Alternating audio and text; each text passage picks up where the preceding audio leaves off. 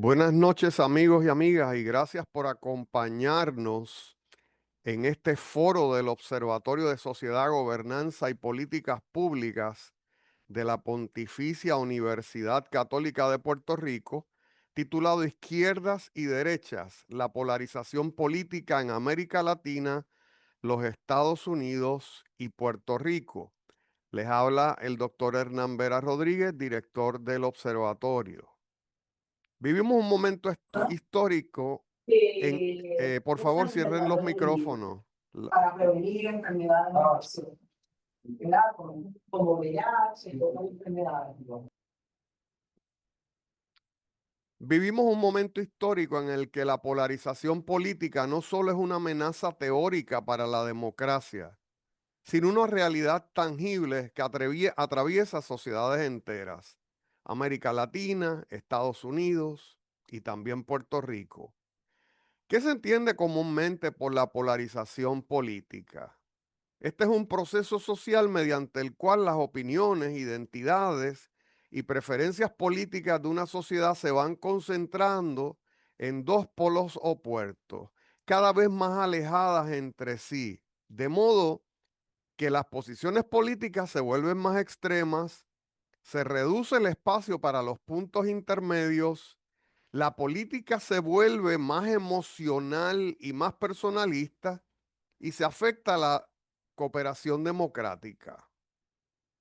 Este término no se refiere únicamente a diferencias ideológicas, izquierdas y derechas, sino que también lleva a lo que se llama la polarización afectiva, es decir, el aumento del rechazo personal entre los simpatizantes de partidos opuestos más allá de los contenidos programáticos. La autora Jennifer McCoy, en un trabajo reciente sobre la polarización política en América Latina, nos señala y citamos: la polarización política es un proceso multifacético y de nivel sistémico que corta vínculos transversales y cambia las percepciones de la política hacia un juego suma cero, donde yo gano y tú pierdes, o donde tú ganas y yo pierdo. Cuando se vuelve un proceso pernicioso, los actores políticos y sus partidarios ven a sus oponentes como una amenaza existencial y la capacidad de las instituciones democráticas para procesar el conflicto político se transforma. Hoy tendremos a dos distinguidos académicos,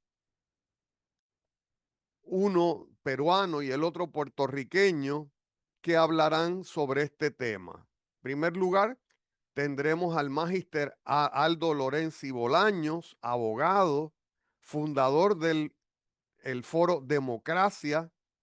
Ha participado en proyectos de formación de valores democráticos a través de la organización civil AFP Perú, autor de varios libros como Una coalición por Lima, La economía naranja, La otra cara de la moneda y varias obras colectivas. Es analista político, es columnista a nivel regional de varios medios digitales en América Latina y es conductor del programa en redes sociales Diálogos por la Región. Es miembro del Comité de Alto Nivel Consultivo de la Facultad de Derecho de la Universidad Autónoma de Lima, Perú. Ha desarrollado artículos publicados como El tiempo de pandemia 1 y 2, La democracia pandémica, La hoja de ruta para las elecciones en Perú 2021. Eh, gracias, doctor Lorenzi, por estar con nosotros hoy. También estará Gracias. con nosotros el doctor Jesús Vélez Méndez. Jesús Vélez Méndez es compañero de la Pontificia Universidad Católica de Puerto Rico, donde es catedrático asociado en el Departamento de Ciencias Sociales e Historia. Recibió su título de doctorado y maestría en la Universidad Autónoma Metropolitana de la Ciudad de México. Ha realizado investigaciones relacionadas con los partidos, las ideologías, las relaciones ejecutivo-legislativo, la religión y sobre la crisis de vivienda en Puerto Rico después del huracán María. Actualmente es investigador asociado de nuestro Observatorio de Sociedad, gobernanza y políticas públicas. Bienvenidos a los panelistas, bienvenidos a la audiencia que nos acompaña en la noche de hoy y le cedemos el primer turno al licenciado Magister Aldo Lorenzi. Tendrá cerca de 25 minutos para desarrollar su exposición. Muchas gracias, doctor Vera. Muchas gracias a todos los amables y gentiles oyentes que están en esta sala de Zoom. Mi nombre, como le dijo el doctor Vera, es Aldo Lorenzi. Yo soy peruano y he tenido la oportunidad de acompañar algunos procesos en mi país, digamos, elecciones, además de analizar algunas coyunturas, no solamente de mi país, sino también de América Latina. Y quiero empezar esta intervención que se me da la oportunidad de hablar, mencionando, digamos, haciendo una cronología acerca de digamos, de este fenómeno que es la política, ¿no? De esta ciencia que es la política. Y sobre todo esta polarización, como bien habló el doctor Vera en un inicio de la introducción, altamente, digamos, que cada vez más el grado sube, por llamarlo de alguna manera. Quiero empezar con una América Latina en la cual a finales del siglo XX vivió una serie de gobiernos, digamos, dictatoriales. Tenemos Argentina, tenemos Brasil, Paraguay, Perú, Chile, y todos estos países sudamericanos que vivieron, digamos, la represión de las libertades a través de gobiernos dictatoriales, sean de derecha o sean de izquierda, digamos, cómo se les identificaba, ¿no? El de derecha, porque definitivamente tenía rasgos de autoritarismo que, si bien sacaba o violaba las libertades, pues era pro empresa, era pro inversión, hacía que los mercados funcionen en sus países, y el autoritarismo de izquierda, por el contrario, como se le ha configurado, traía la pobreza, la represión, y era una especie de oligarquía en la que algunos solamente tenían beneficios, ¿no? Y las reformas que hacían en ese momento, pues ambos bloques o ambos tipos de régimen lo que hacía era castrar libertades, por llamarlo de alguna manera. Posteriormente, América Latina, a partir de finales de la década, digamos, de la década del 80, finales de la década del 80, empezó a vivir nuevamente, digamos, estados democráticos. Hubieron elecciones en los diferentes países, hasta Paraguay, que fue el último en terminar con, digamos, estos regímenes dictatoriales, y se vivió, por llamarlo de alguna manera, digamos, una paz dentro de estos países, una bonanza democrática en la cual había una cierta, digamos, un cierto ejercicio democrático en el cual los valores, los derechos fundamentales, las libertades se respetaban, ya sea de izquierda o sea de derecha. Estos regímenes democráticos empezaron a avanzar, hubieron elecciones nuevamente, un recambio de la década del 90 al 2000 más o menos, y entramos ya al siglo XXI. En el siglo XXI, nuevamente se generan rasgos de un autoritarismo o regímenes totalmente híbridos. Podemos nombrar, digamos, que vienen, por ejemplo, el tema de Perú, que en el 2001 acabó con digamos, el régimen de Alberto Fujimori. Hablamos de Argentina también, con el régimen de Menem, y así sucesivamente. En Brasil también empezaron a cambiar, digamos, los estados y sus sistemas políticos, ¿no? Empezó a resurgir, por lo menos en América Latina, ya no un bipartidismo, sino un multipartidismo, y en las elecciones eh, a partir del año 2005 más o menos, o 2006, es que se ve ya una representatividad política un poco más, digamos, con mayor multiplicidad, mayores actores políticos, mayores partidos políticos.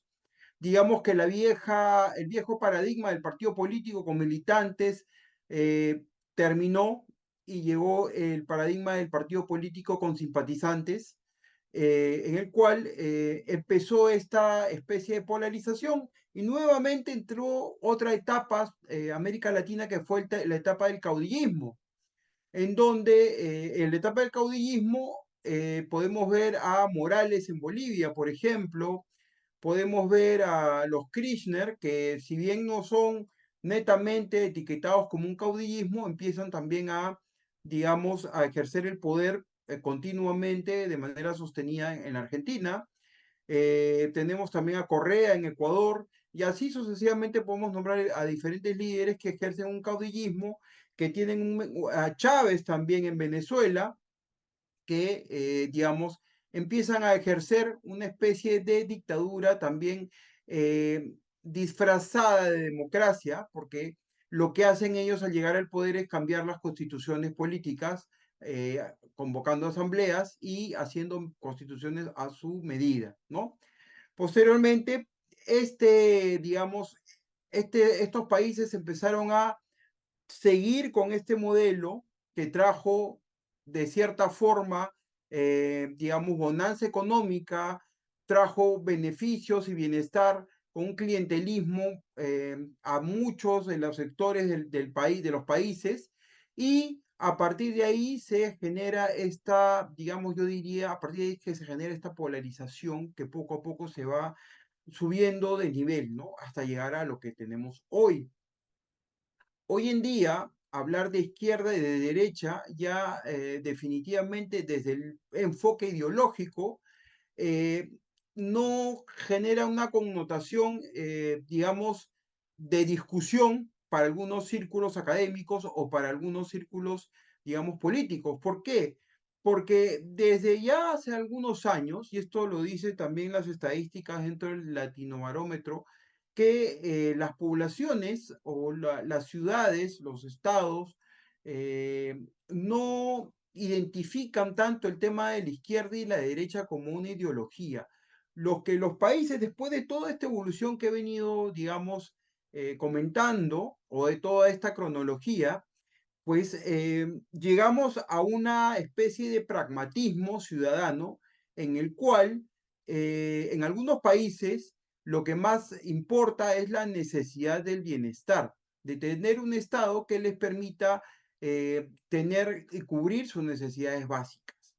Sin embargo, estos líderes, como Evo Morales, como Rafael Correa, como los mismos Kirchner, acá en Perú también han habido algunos de estos líderes, siguen con esta bandera de la izquierda y de la derecha. Pero lo que yo noto como un fenómeno es que definitivamente ahora las ideologías se han cambiado por el pragmatismo, y más que izquierda y derecha dentro de una ideología de lo que estipula de repente digamos, cada sector o cada pensamiento ideológico, ahora lo que se ve es el pragmatismo, y esto se ve muy, y el pragmatismo y también el voto emocional, como lo dijo el doctor Vera, y el voto, digamos, que es fácilmente volátil, ¿no? Hace más o menos que un año, por ejemplo, en la Argentina llegó un discurso libertario a través de Milei, que es el presidente actual, que no tiene nada que ver quizás con lo que hemos visto anteriormente. Sin embargo, el discurso eh, que quería escuchar la gente de la necesidad de sentirse segura, número uno, porque uno de los problemas que acoge ahora América Latina es el tema de la inseguridad ciudadana muy fuerte. Ya sea de izquierda y derecha, si las propuestas van por ahí, va a ganar el candidato. El tema de la economía, después de la pandemia, que eso he obviado un poco esa etapa, pues los gobiernos de izquierda que en ese momento estaban, y algunos gobiernos de derecha que también estaban en estos países, pues colapsaron por los sistemas de salud.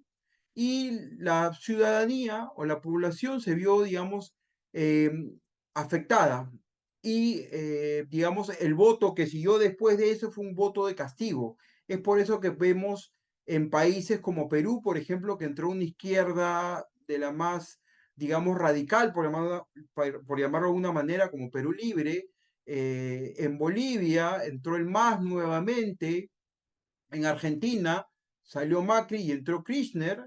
En Chile entró Boric y salió la derecha conservadora con el presidente Piñera. Y así podemos hablar múltiples ejemplos, ¿no? Entonces, yo diría que el tema de derechas e izquierdas hoy se ha resumido o se ha, digamos, simplificado a un tema pragmático.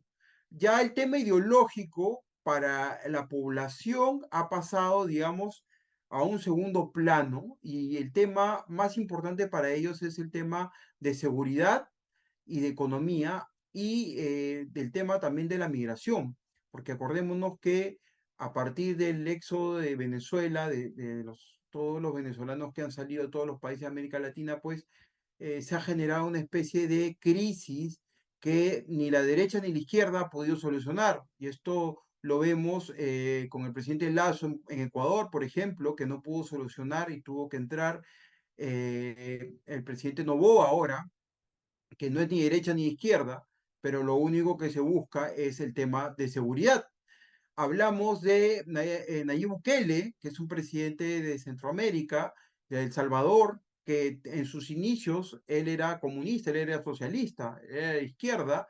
Sin embargo, hoy en día es un presidente pragmático con tintes de, digamos, autoritarismo, ¿no? Entonces, lo que vemos ahora es un fenómeno totalmente distinto a lo que podemos ver, lo que podíamos ver anteriormente. El caso de México, por ejemplo. México es un país que con una continuidad del PRI durante muchísimos años, digamos, eran dueños del Estado prácticamente este partido. Y ahí llegó esta alternancia de poder hasta llegar a Morena, que fue digamos, el partido del presidente López Obrador, y ahora con la presidenta Sheinbaum, pues están llegando a, digamos, a tener una izquierda que, a pesar de todos los actos de corrupción, a pesar de todo lo que pueda haber está pasando de repente en el Estado mexicano, lo que más le importa al ciudadano mexicano muy probablemente es su economía y es su crecimiento que sigue. Entonces, lo que quiero hacer entender es que después de nombrar a todos estos países y hablar de acerca de izquierdas y de derechas, es que a la población y al sistema político hoy en día, digamos que el pragmatismo y tres, digamos, ideas fuerzas o tres mensajes fuerzas que se han construido o se vienen construyendo, que es la economía, la seguridad ciudadana y el tema de la migración, digamos, sea de izquierda o derecha, que tenga esto en su agenda, posiblemente lleguen al poder, ¿no? Y en base a eso, hoy se están construyendo ya, digamos, los consensos. Y hay un ejemplo muy claro de este domingo que ha pasado, el ejemplo de Chile. En Chile ha pasado a segunda vuelta la señora Jara y el señor Kast, ambos, uno de la izquierda y uno de derecha, totalmente definidos, Partido Comunista, la señora Jara, y el Partido Republicano digamos, del señor Kast. Y la señora Jara ha ido modulando su discurso desde aquí hasta el día de hoy. Tanto así que, digamos que ahora el discurso ya no es tan, digamos, tan radical como puede ser un discurso de una persona que viene de un partido comunista. Un elemento bien importante que se me ha olvidado mencionar y que lo traigo a colación ahora es la influencia de China en América Latina. No olvidemos que China se declara como un Estado comunista, pero sin embargo es más capitalista que Estados Unidos, creo. Entonces, esto ha generado también, esta influencia china a nivel regional, ha generado de que, digamos, muchos de estos países pasen al tema pragmático y dejen el tema ideológico, con tal de que estos gobiernos que ingresen, ya sea de izquierda o de derecha, puedan solucionar los problemas y las demandas que, digamos, tienen actualmente. Ahora, esto no quita que todavía existan estas discusiones acerca de la izquierda y la derecha en el mundo. Pero esto ya está evolucionando, digamos, a otro camino, hacia otro enfoque, ¿no? Y seguramente seguirá evolucionando. Tendremos gobiernos que ya no postulen tanto por el tema de la izquierda y la derecha, sino básicamente por satisfacer o un discurso construido en base a la satisfacción de las necesidades de la población. Hoy la población, según las encuestas, según múltiples informes, señalan de que, digamos, países como Bolivia, países como Perú, países como Argentina, como Chile, la gente no, digamos, puede donar sus libertades con tal de tener tranquilidad. Y esto se está viendo también en Centroamérica, en El Salvador, por ejemplo, ¿no? Entonces, yo creo que vivimos un momento histórico, un momento de cambios, un momento en el cual vamos a ver fenómenos muy importantes en América Latina, una alternancia de, si queremos seguir llamándole izquierdas y derechas, en la cual vamos a ver todavía este pragmatismo y quizás la reconfiguración geopolítica de estas dos ideologías, ¿no? Influenciados por China y también influenciados hasta cierto punto por ya países como la India, como Rusia, como el propio Estados Unidos, que definitivamente van a tener cierta participación.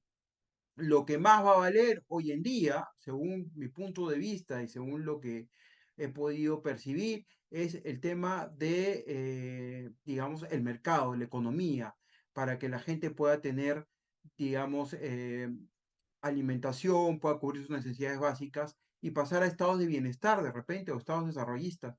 Mucho en América Latina estamos mirando a los estados asiáticos, Taiwán, Indonesia, Malasia, ¿no?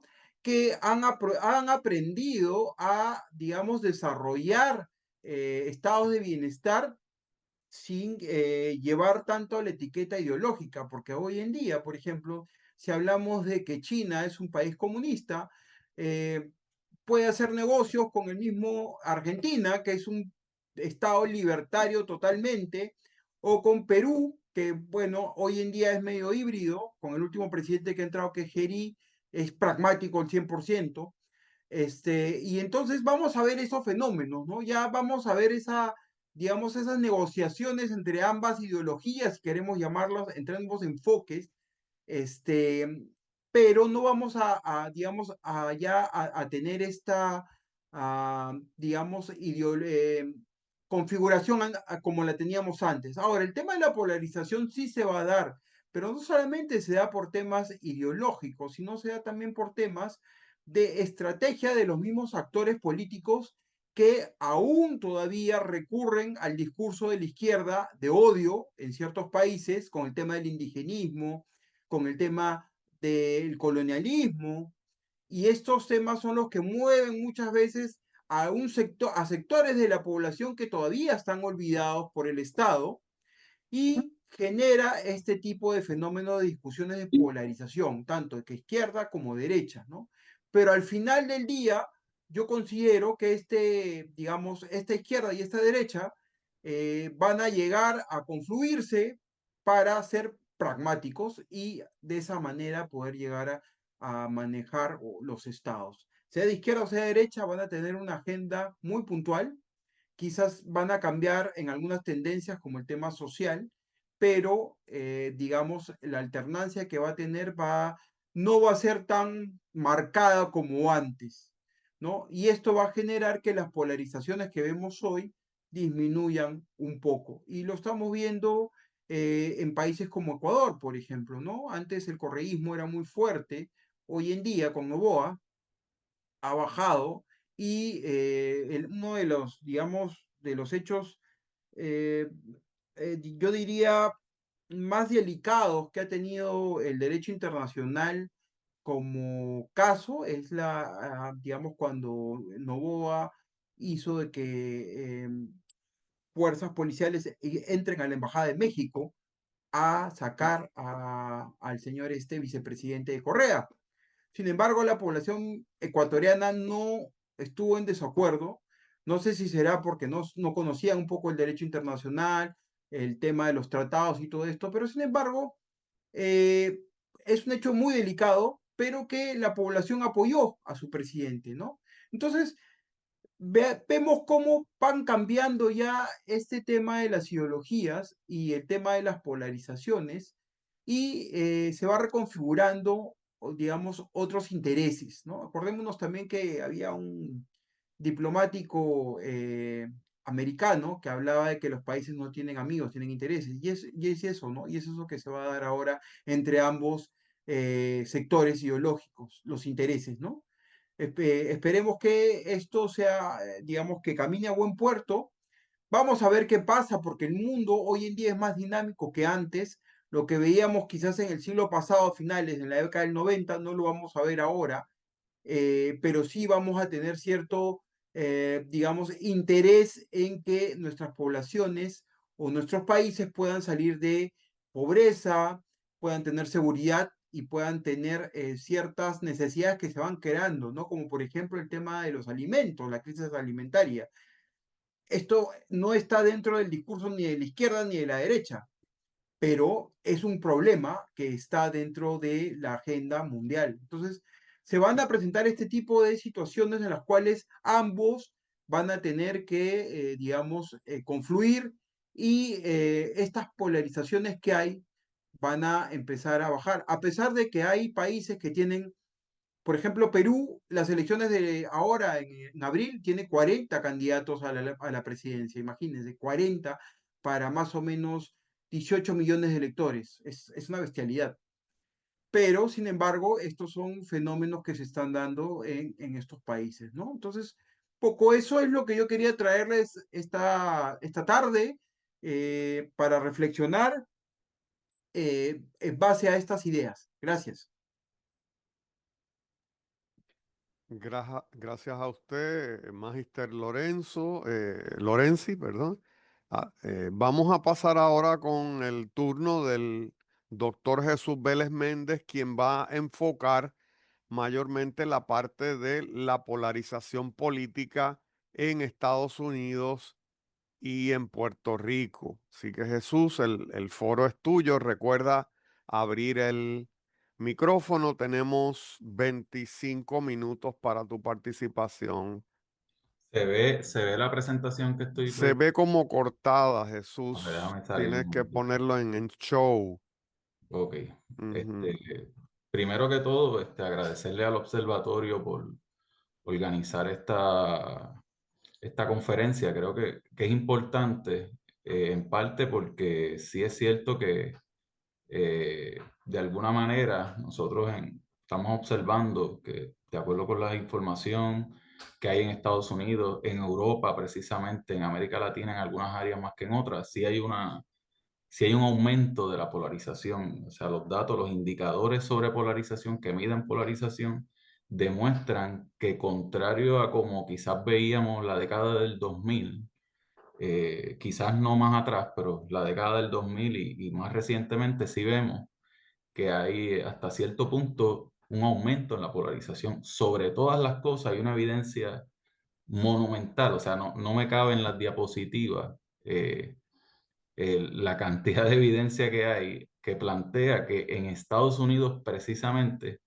es donde más se está manifestando ese grado de polarización.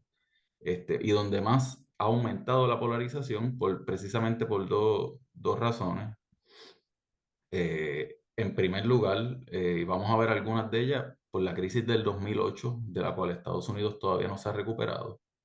Y en segundo lugar, por la llegada de la actual administración, que es del 2016, ¿verdad? Eso es Sí. lo que demuestra un poco la evidencia. Con su permiso, doctor, si lo pones en show, PowerPoint show, quizás lo vemos todos. No se ve. Sí, pero no es tan show. Ok, Dale, puedes ir a la parte de abajo, a donde dice ajá. Notes, dale después de Notes, una cajita, dos cajitas, tres cajitas, cuatro cajitas. Ok, donde dice Share Note Options. Ujú. Ok.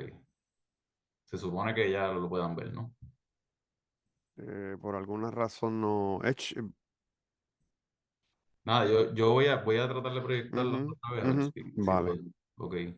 De todas maneras, un Ujú. poco, yo me dejo llevar por la presentación, pero voy a tratar Ah, de informar sobre lo que estoy hablando. No sé si ya se vea. Este, ok. Bueno, lo primero que quiero mostrar, o sea, lo que se supone que aparezca en pantalla y a lo mejor no se ve, es una foto, y después quizás puedo compartir la presentación con ustedes. Es la foto de un señor, él se llama David Goodnick. Él era un neonazi, por decirlo de alguna manera, que dejó de ser neonazi y tiene esta frase que a mí me parece muy interesante porque nos va a permitir de alguna manera guiar la conversación, donde él plantea que ser un radical no es estar loco, sino que es pensar que tienes todo correcto y estar dispuesto a morir por tus creencias y a utilizar la violencia para completar esa agenda ideológica. ¿Y por qué planteo eso? Porque de alguna manera los individuos no se asumen a sí mismos como polarizados o radicalizados. Lo que demuestra, lo que demuestra es que no es suficiente pensar desde un punto de vista individual que uno tiene las ideas correctas para mejorar el país. No es suficiente pensar que es bueno mejorar el país y que tenemos las ideas adecuadas para mejorar el país, sino que de alguna manera la situación ideológica y la polarización ideológica es algo un poco más complejo que eso. Requiere que nosotros entendamos una cuestión que creo que lo dijo algo así como John Dewey, que plantea una práctica fabilista, la idea de que nosotros somos seres humanos que no tenemos el conocimiento sobre cómo arreglar la economía del país de manera total, que nuestro conocimiento siempre está de alguna manera quebrado para poder comprender nuestra realidad y poder implementar propuestas. Entonces, ese reconocimiento es lo contrario a la radicalización y la polarización. O sea, el polarizado y el radicalizado piensa que tiene todo correcto, como dice Goodnick. Y en ese sentido me parece que es un buen punto de partida porque contrasta una actitud epistemológica, por decirlo así, que dice no tengo todo correcto y una actitud quizás fanática, si se le quiere llamar así, o de otra, o polarizada o radicalizada, que dice sí tengo todo correcto. En algún momento hubo un autor que el doctor Lorenzi, el licenciado Lorenzi lo conocerá, él se llama Daniel Bell, él estudió en la década de los 60 el tema de las ideologías y Daniel Bell planteaba que estábamos en una etapa, un poco lo que mencionaba el licenciado, pero desde otra perspectiva, de que la movilización de la sociedad ya no estaba tan regida por las ideologías. Y eso lo planteaba cerca de la década de los 70. Y se renueva un poco esa afirmación en la década de los 80 y sobre todo en los 90 con la caída de la Unión Soviética, la idea de que ya nosotros no nos movilizamos por cuestiones ideológicas, sino que nos movilizan otras actitudes que creo que un poco lo que señala el licenciado Lorenzi, las condiciones materiales, eso hay muchísima evidencia también que plantea la gente vota por las condiciones materiales, pero lo que yo quiero defender un poco en esta presentación es que quizás esas mismas condiciones materiales, quizás ese mismo voto volátil y emocional es lo que nos está hablando de polarización y radicalización. En parte por lo que vamos a ver, que es que la política se ha dado cuenta, por lo menos en Estados Unidos y en Puerto Rico, la política se ha dado cuenta que polarizar es rentable electoralmente, pero también para efectos de las empresas y de las empresas tecnológicas en Estados Unidos, que es un poco lo que les voy a hablar, es también rentable económicamente. Entonces creo que esos dos elementos han provocado que inevitablemente los discursos se polaricen. Y entonces, quizás Milei, por ejemplo, en Argentina, que él dice que es anarcocapitalista, que él es libertario abiertamente, y creo que es el primer presidente anarcocapitalista que hay en la historia de América Latina, a lo mejor él no puede implementar su proyecto de anarcocapitalismo porque tiene unas condiciones democráticas que hay en Argentina, una oposición muy fuerte todavía, pero sí es cierto que en temas de política pública ha recortado servicios sociales. Probablemente los más importantes recortes que se han dado desde el 2000 en Argentina, y también ha aumentado el presupuesto nominal en defensa, aunque luego eventualmente eso bajó por la caída del peso, pero también ha aumentado radicalmente el presupuesto en inteligencia, ¿verdad? Y eso está altamente asociado con ideología de carácter neoliberal. Entonces, creo que a pesar de que en la política pública nosotros no veamos manifestado esa idea de que se implementan los proyectos de izquierda o de derecha de manera concreta, sino que al contrario, que vemos presidentes que no pueden recortar el Estado benefactor, que se ven incapacitados de hacerlo porque les afecta.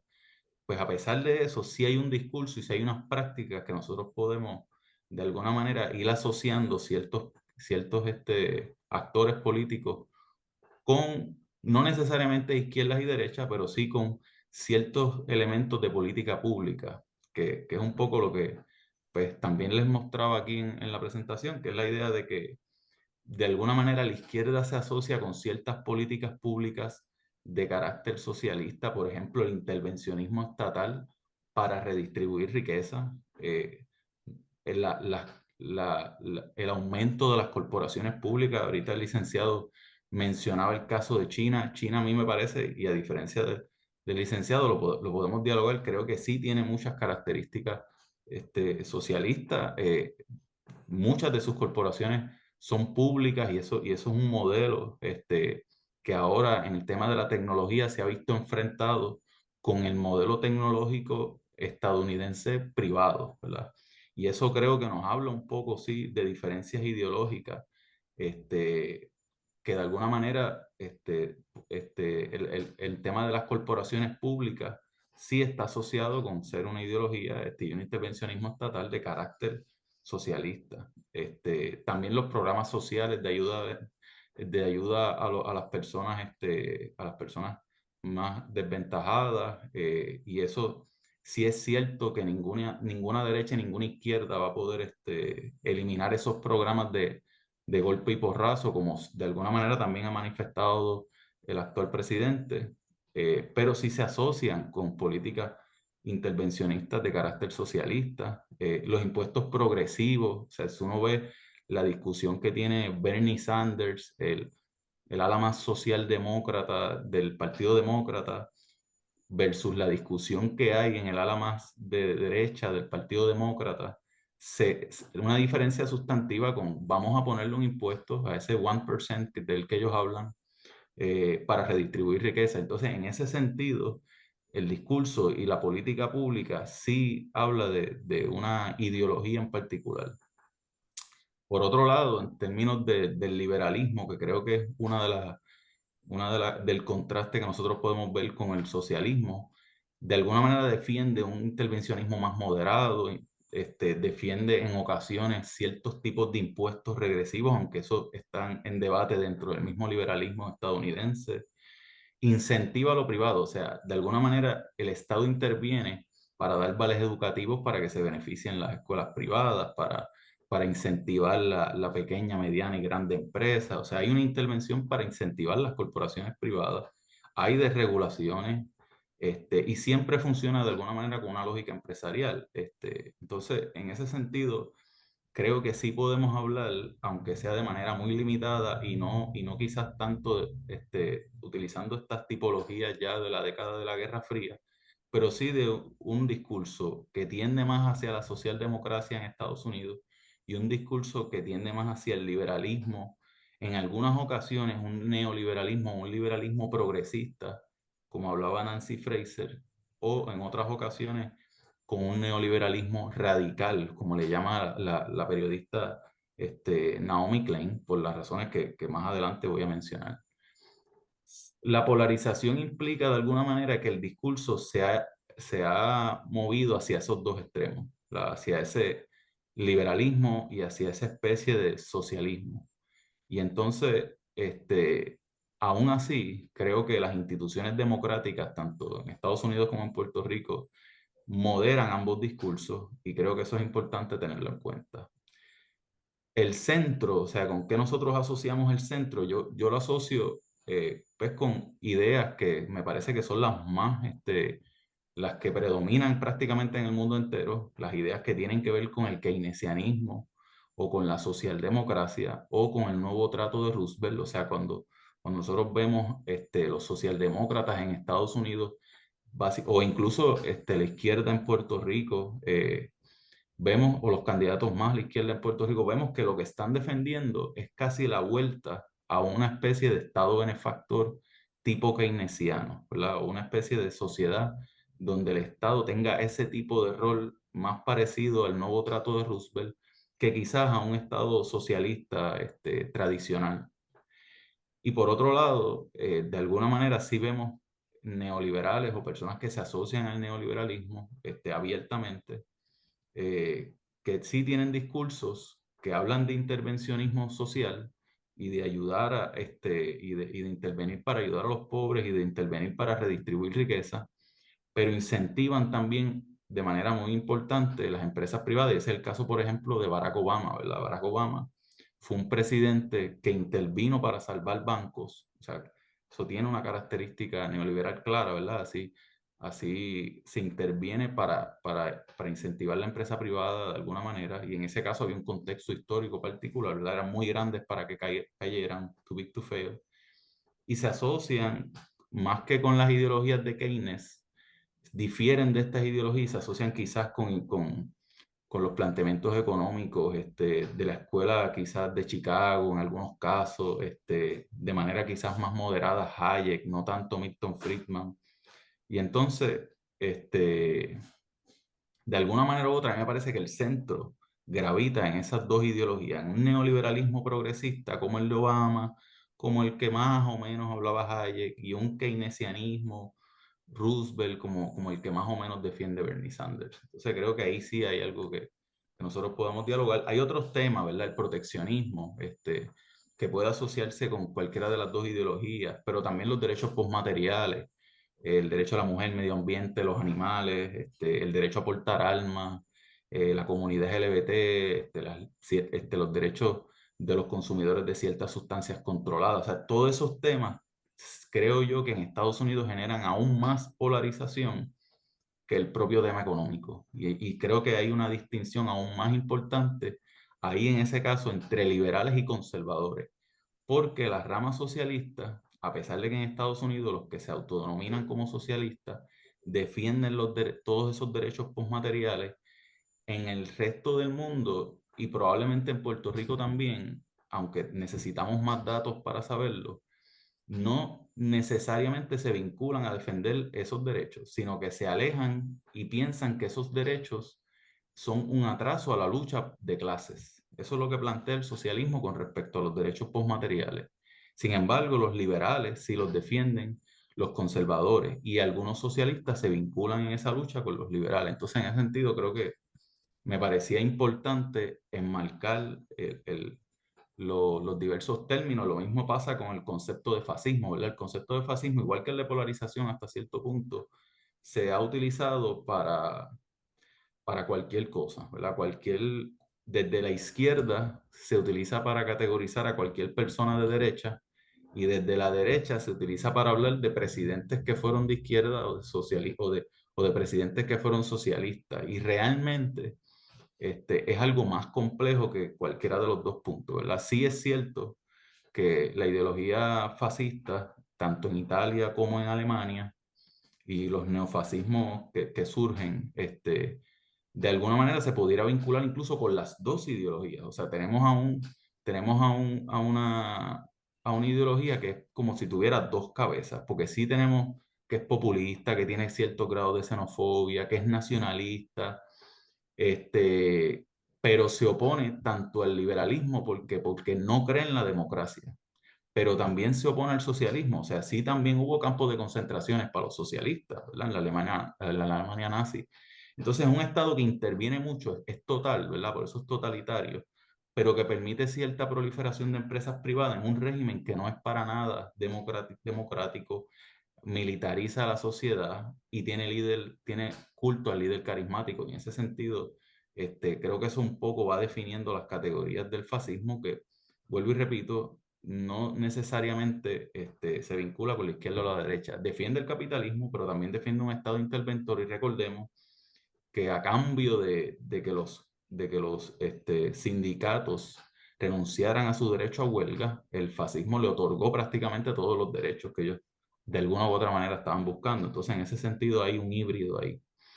Creo que la mejor forma de verlo es un poco como planteaba Werner Sombart, que en un texto del 1934, imagínense, todavía el fascismo no había, no había culminado y estaban más bien en su proceso, donde él habla que el fascismo es una consecuencia de la cultura de masas, del propio capitalismo. Y sí, su mayor opositor es el liberalismo en la medida en que no le gusta la separación de poderes, los derechos individuales, etc. Entonces un poco quiero enmarcarlo ahí. Este, para hablar, para hablar, si nosotros de alguna manera podemos hablar de izquierda o de derecha, podemos hablar de socialismo, liberalismo, de fascismo, lo podemos hablar siempre y cuando lo podamos enmarcar en esos términos. No obstante, hago la salvedad de que la verdad es que en América Latina y en el mundo entero, a veces lo que se entiende por liberalismo en Estados Unidos no es lo mismo que se entiende por liberalismo que en esos países. Entonces hay que tener mucho cuidado cuando se utilizan esas categorías de todas maneras. Quiero hacer una cita rápida de un texto muy importante de la década de los 80 de Giovanni Sartori y Giacomo Sani Sartori, un texto famosísimo, ustedes lo deben de conocer, algunos de ustedes, que planteaba unas ideas que a mí me parece que son necesarias rescatar, que es la idea de que la polarización, lo importante que tiene, o sea, el efecto que tiene sobre el sistema es precisamente sobre la democracia. La democracia y la polarización tienen una relación muy cercana. O sea, si nosotros queremos explicar qué puede determinar que una sociedad sea democrática o no, desde el punto de vista de ellos en los 80, que hoy lo podemos cuestionar, tenemos que analizar los grados de polarización en una sociedad. Y entonces creo que de alguna manera u otra, si nosotros vemos, por ejemplo, cómo se distinguen los extremos de los más moderados, tiene mucho que ver, uno, con el nivel de intervención del Estado, pero otro también tiene que ver con la democracia. Una persona se radicaliza cuando deja de defender la democracia. Puede estar polarizado, ¿verdad? Pero se radicaliza, es radical en la medida en que deja de defender la democracia. O sea, polarización más antidemocracia es radicalización. Ese es un poco mi punto. Y polarización y antidemocracia están bien relacionados. Por lo menos así ha sido durante años. Y esa Naomi Klein tiene una cita en su libro sobre la doctrina del shock, que es de un texto que de Brasil Nunca Más, el licenciado lo debe conocer, es un informe sobre cómo ocurrió el tema de la dictadura militar, etcétera. Y un poco la pregunta que se hacen es ¿por qué tanto terror, ¿verdad? ¿Por qué tanta violencia? ¿Por qué el Estado hizo lo que hizo? Y el argumento que ella trae, o sea, el argumento que trae el informe más bien, no lo trae ella, es la idea de que se tuvo que implementar un régimen antidemocrático y de terror o de persecución política y antidemocracia precisamente porque se querían implementar un montón de medidas políticas, económicas, perdón, que eran antipáticas a la población. ¿Okay? Por eso es que ambas cosas, polarización y antidemocracia, desde mi punto de vista, están bien relacionadas, porque en la medida en que tú encuentras necesario para hacer, o sea, digo tú, me refiero a en la medida en que un político o un Estado o unas élites encuentran necesarios implementar un proyecto económico para sacar al país de la crisis económica en que se encuentra sumida o para sacar al país de una situación de debacle económica o de hiperinflación, como es el caso de Argentina o Venezuela, pues en la medida en que se vea más útil o necesario implementar una serie de medidas que son antipáticas a la población, pues eso va a afectar la democracia, ¿verdad? Y eso va a radicalizar el Estado. Eso es un poco lo que quiero tratar de plantear acá. hay diversos estudios, aquí le pongo algunos a los que les interese, que habla de que en Estados Unidos ese peligro está presente en la medida en que hay una polarización creciente. Y una polarización creciente que está bien asociada con la crisis del 2008, como bien lo menciona, como bien lo mencioné al principio, pero también con la llegada de Donald Trump. Y lo que quiero plantear con esto, y un poco lo que voy a desarrollar más adelante, es la idea de que esa polarización creciente se debe sí a que las bases están polarizadas, se debe a que de alguna manera sí la sociedad norteamericana está polarizada, pero se ha visto exacerbado por un discurso del liderato político en particular, ¿verdad? Los líderes políticos, y pasa en Puerto Rico, tienden a estar más cohesionados ideológicamente en el sentido de que son más consistentes, están más conscientes de su ideología que el resto de las bases, y a veces impulsar discursos polarizantes porque son atractivos electoralmente, porque me benefician electoralmente, polariza aún más la población, o sea, le da de alguna manera una llave para que entonces pueda la población sentirse en libertad de expresar quizás ideas que son políticamente incorrectas, etcétera.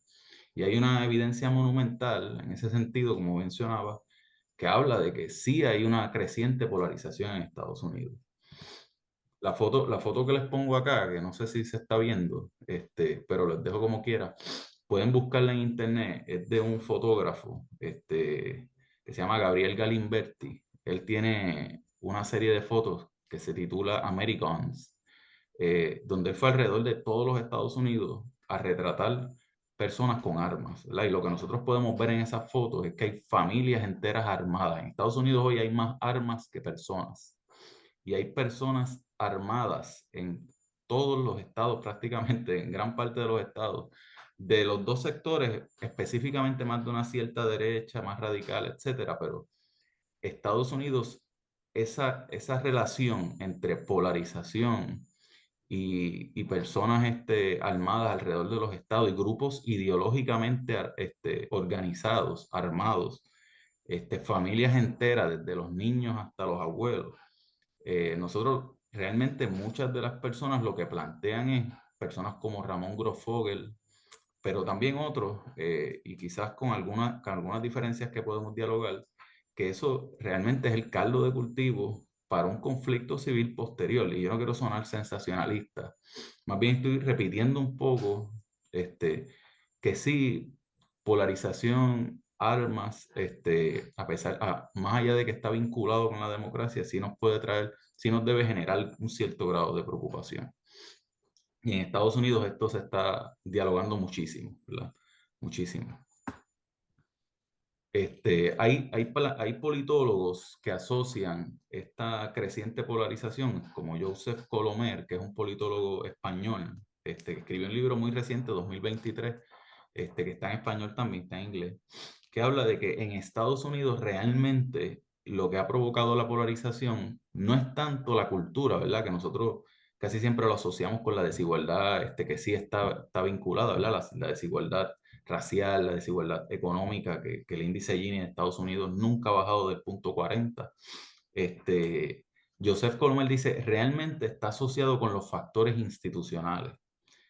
¿Qué quiere decir esto? Pues dentro de las élites políticas y dentro de los partidos políticos, la separación de poderes, el sistema de mayoría que promueve el bipartidismo y a la vez el presidencialismo fuerte que ha provocado que siempre hayan dos facciones muy fuertes en Estados Unidos, una que de alguna manera defiende al presidente, otra que defiende las bases, el Congreso, etcétera. Y eso él entiende que se debe en cierta medida a la manera en que el diseño institucional que crearon los propios padres fundadores, que no previeron que lo que ellos creían que iba a ser una separación de poderes más de tipo parlamentario, más adelante se convirtiera en un fuerte presidencialismo con un sistema bipartidista y con una alta polarización en el resto de la sociedad. Otra de las, para pasarlo más rápido y no tardarme tanto. Sí, doctor, tiene 5 minutos de Sí. gracia. Ok. Otra de las cuestiones con las que se ha asociado la polarización son las redes sociales. De eso hay muchísima, la microsegmentación, la exposición a las redes sociales genera polarización, de eso también hay muchísima evidencia. La desinformación, o sea, los fake news, y todo eso, y eso ha provocado que hoy nosotros veamos el último reporte de democracia del 2025, plantea que hay hoy en el mundo países que están dirigiéndose hacia sistemas que no son democráticos, desde el 2004 hasta el 2024, o sea, un periodo de 10 años. Los países que son democráticos cada vez son menos, los países donde se ha deteriorado la libertad de expresión cada vez son más, los países donde tienen elecciones de calidad, siguen siendo muchos, pero cada vez son menos, etcétera, etcétera.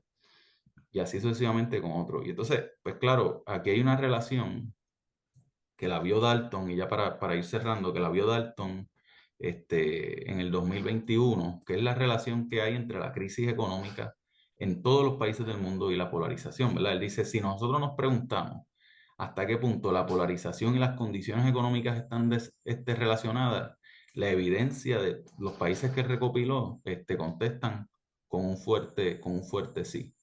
Y creo que esto va a seguir siendo un tema, como bien mencionó el licenciado, en la medida en que esa clase política y económica de Estados Unidos, ¿verdad? Los tecnológicos, se beneficien económicamente de las elecciones emocionales, se beneficien de la polarización porque le genera interacción en las redes y a la vez sea políticamente rentable. Y creo que eso es algo que de alguna u otra manera también ha llegado a Puerto Rico y que la única manera de nosotros poder lidiar con ello es creando mayor educación cívica, mayor crítica científica y desde las universidades y desde las academias y también desde otros frentes, combatir cierta ignorancia que hay sobre ciertos conceptos y sobre ciertas ideas, ¿verdad?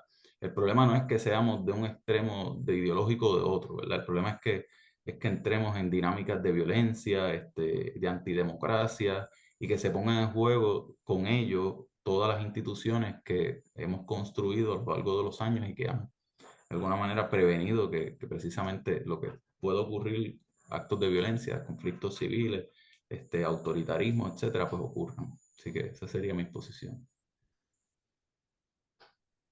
Muchas gracias a el magíster Aldo Lorenzi, al doctor Jesús Vélez. Creo que han expuesto excelentemente bien los temas. Vamos a comenzar una sesión de preguntas, respuestas y comentarios. Yo voy a hacer una o dos preguntas, ¿verdad? Para romper el hielo. Me gustaría que fueran colocándolas en el chat para darle espacio a aquellas personas que las quieran hacer y darles el micrófono y encender la cámara.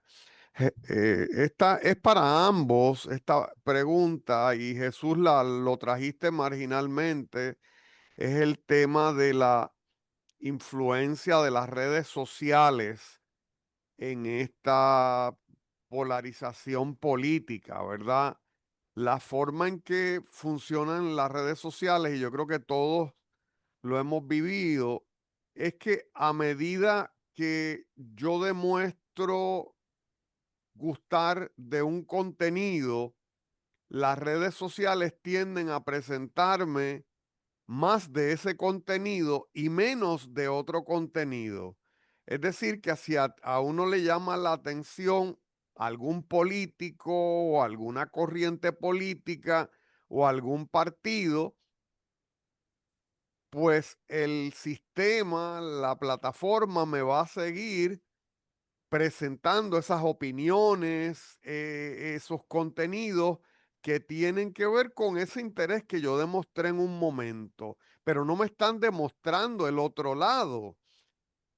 Y aquí se da el tema este de nosotros y los otros, ¿verdad? Es un tema que para mí tiende a marcar mucho la polarización, ¿verdad? Cuando nos referimos a los demás conciudadanos como los otros.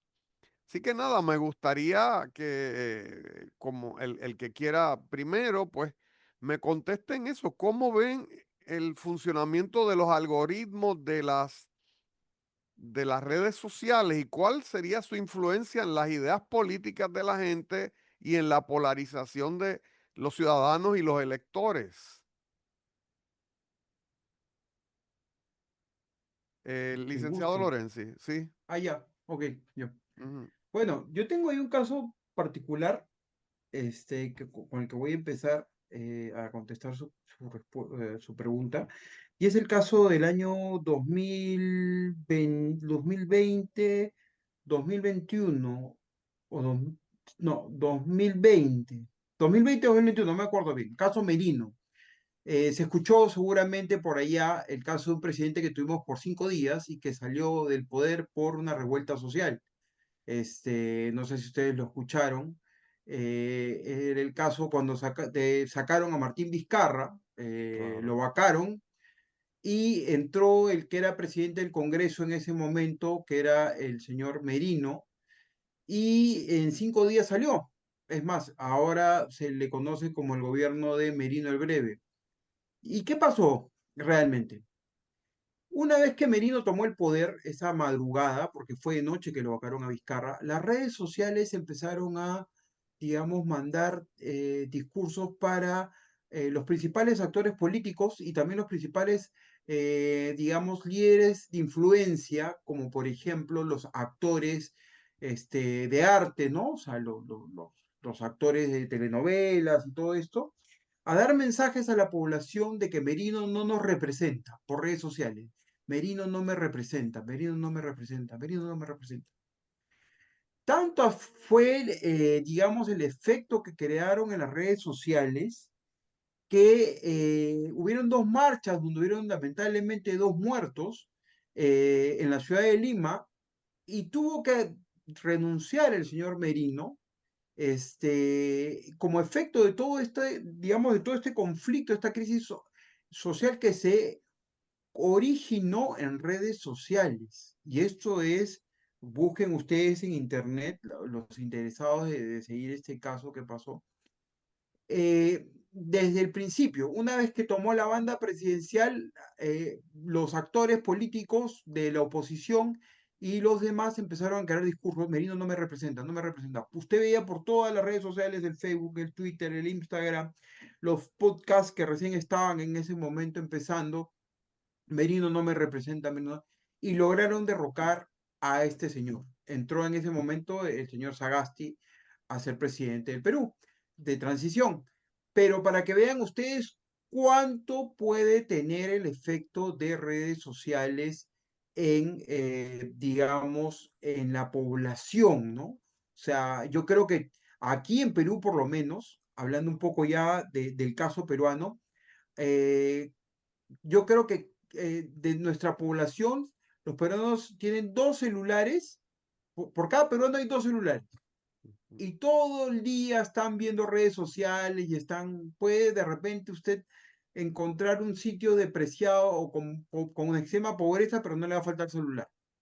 Entonces, el efecto aquí en Perú de redes sociales es muy fuerte y también el efecto en Argentina. Acuérdese usted, yo tuve la oportunidad de estar hace poco justamente en las elecciones de mitad de periodo digamos, del periodo legislativo y hubo toda una guerra en los últimos días entre Milei o el Partido Libertario con PRO y la facción esta de los kirchneristas en redes sociales, sacando videos, sacando un montón de información para tirarse abajo, digamos, esta posible candidatura o esta posible, digamos, estos candidatos para que lleguen al Senado y lleguen digamos, a la Cámara Baja, ¿no?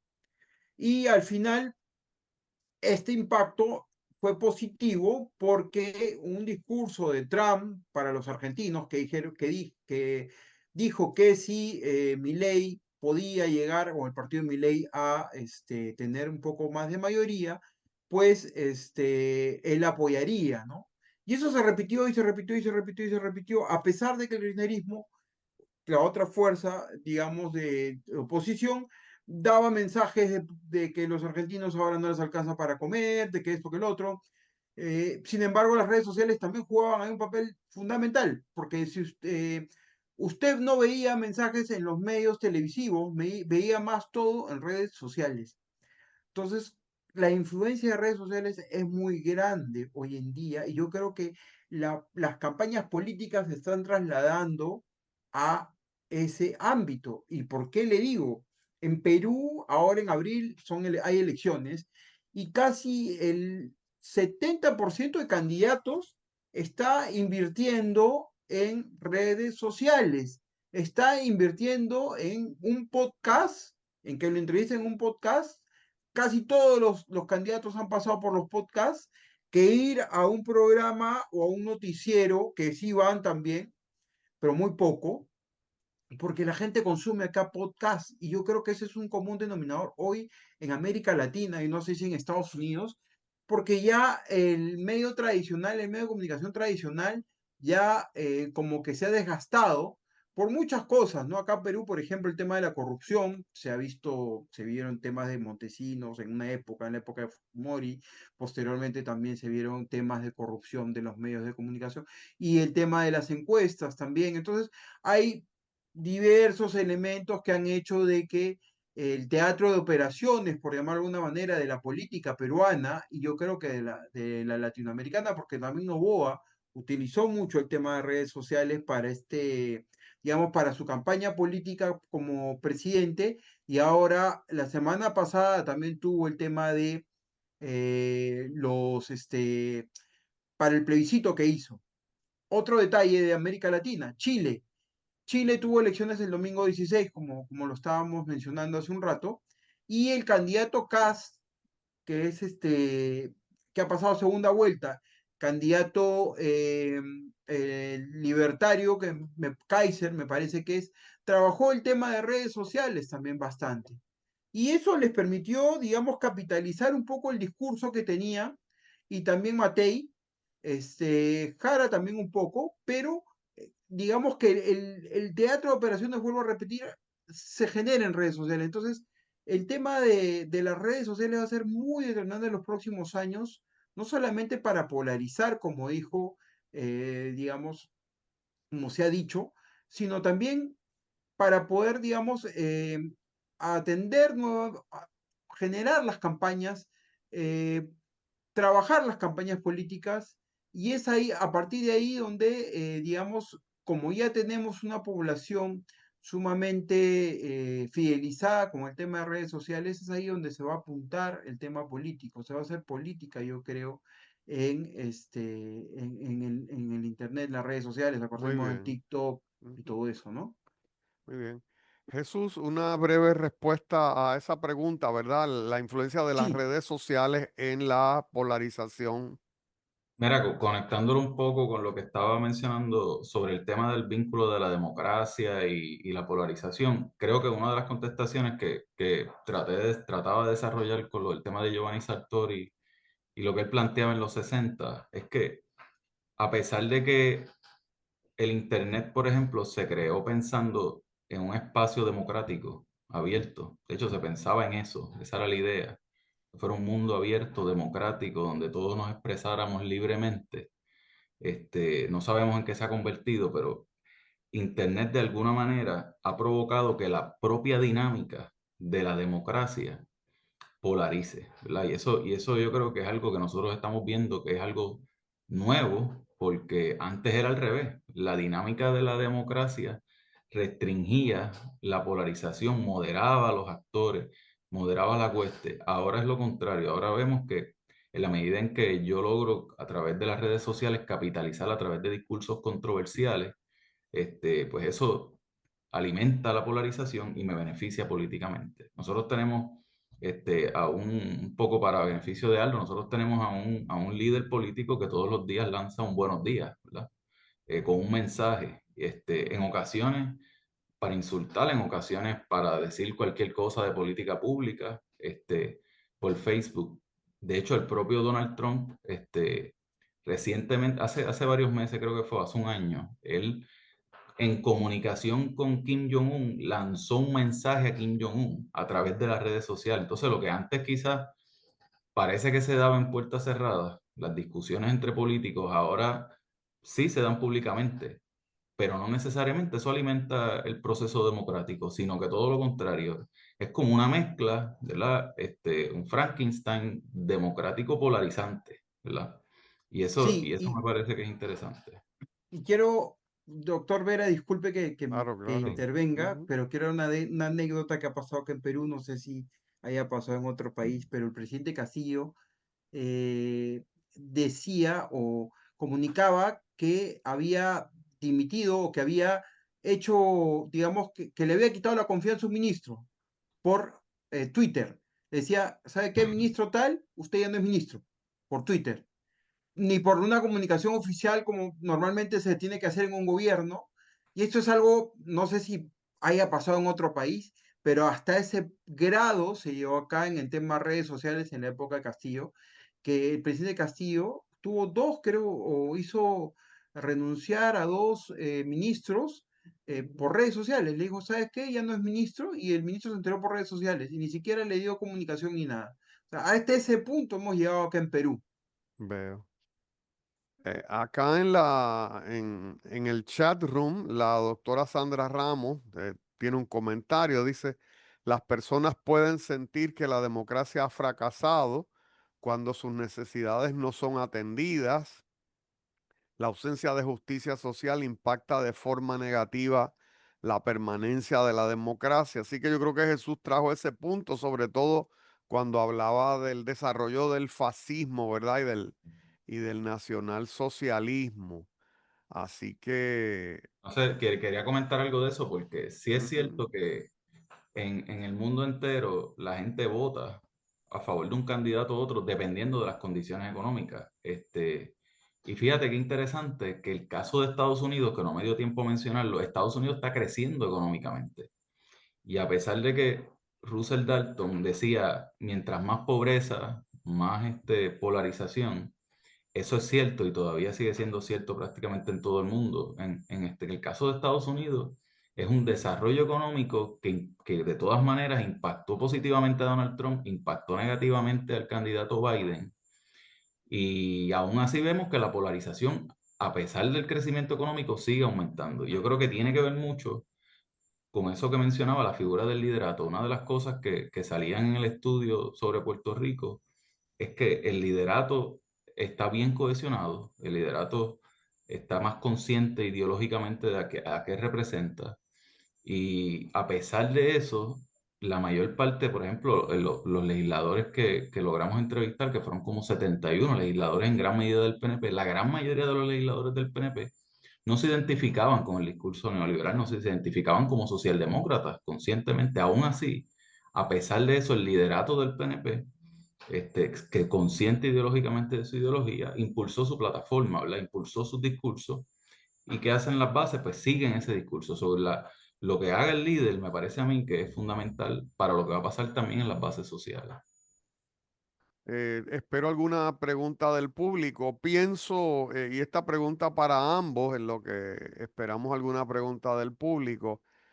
Antes muchas de las reivindicaciones y de los grandes proyectos, Jesús y Aldo, surgían del centro. O sea, el centro político era algo, pues, hasta deseable, ¿verdad? Que los pueblos, los países tuvieran ese centro político. ¿Hay espacio para el centro o el centro desapareció?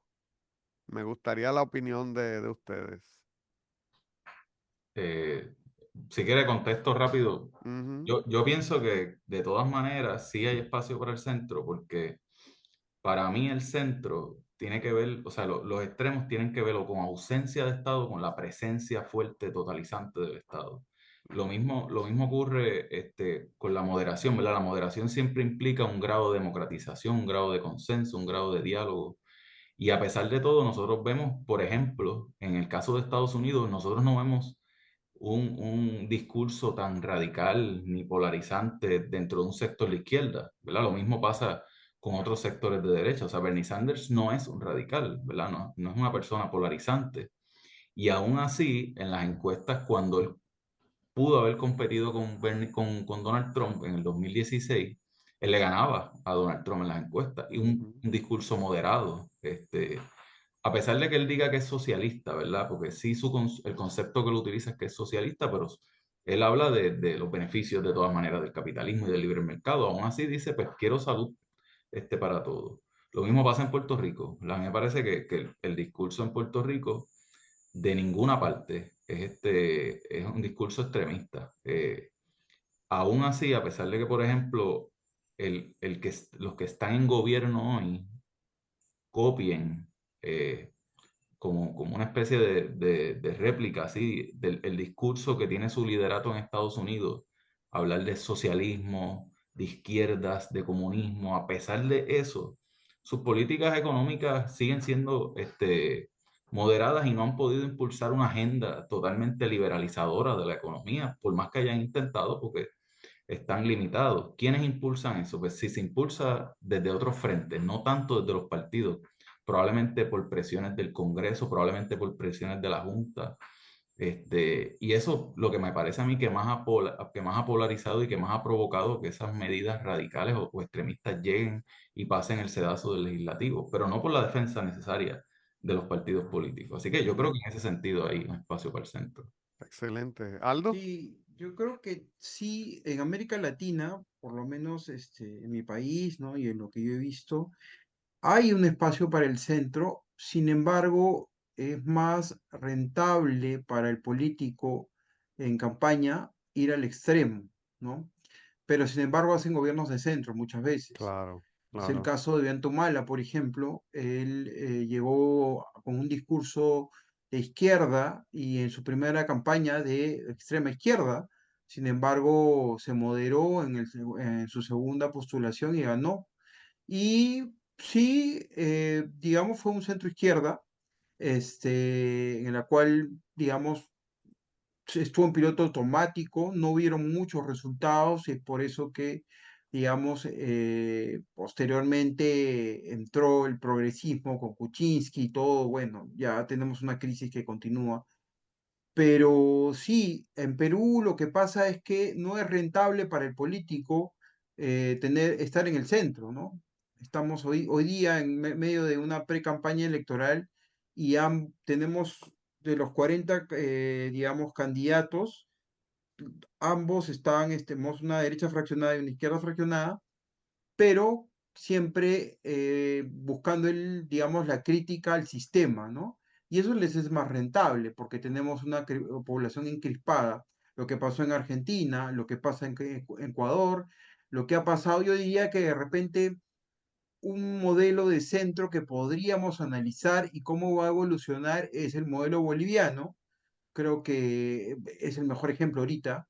Y vamos a ver qué pasa ahora en Chile, que acá algunos lo llaman o lo han etiquetado como la extrema derecha, cuando yo creo que es un conservador igual que Piñera, y podría estar de repente ocupando la centro derecha en Chile, ¿no? Entonces, en algunos, digamos, países, sí el centro ha dado buenos resultados en campaña y después en la administración del Estado. Pero en otros países, lamentablemente, pues el espacio del centro no lo ven como una opción política atractiva para construir su mensaje, ¿no? Entonces, vamos a ver qué pasa. El próximo año también hay elecciones en Colombia y posiblemente gane la derecha. Entonces, bueno, la derecha, por llamarlo de alguna manera, o un poquito más al centro, ¿no? Pero yo creo que igual Jara ahora se hace llamar que es de centro izquierda.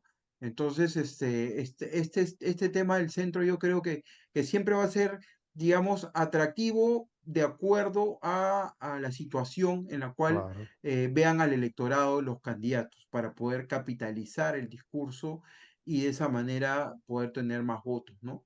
Yo lo veo como una herramienta más, pero sin embargo hay gobiernos del centro o que han utilizado el centro para poder, digamos, administrar el país y les ha resultado, ¿no? Y les ha resultado. El caso más concreto, yo creo que de lo que yo he visto es el de Ollantumala y el caso que podríamos analizar es el de Bolivia ahora, con este nuevo presidente.